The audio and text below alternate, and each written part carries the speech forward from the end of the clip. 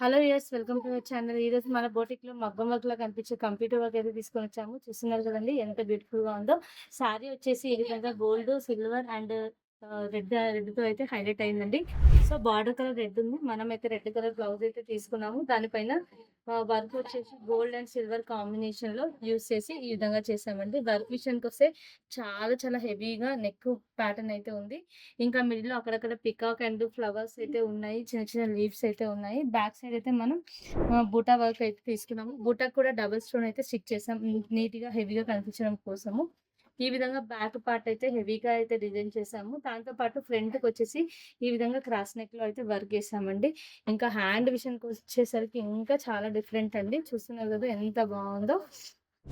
ఈ విధంగా హ్యాండ్‌కొచ్చేసి మొత్తం లైన్స్ వచ్చి మధ్యలో అయితే ఈ విధంగా బంచ్ అయితే ఒక పీకాక్ బంచ్ అయితే వస్తుంది.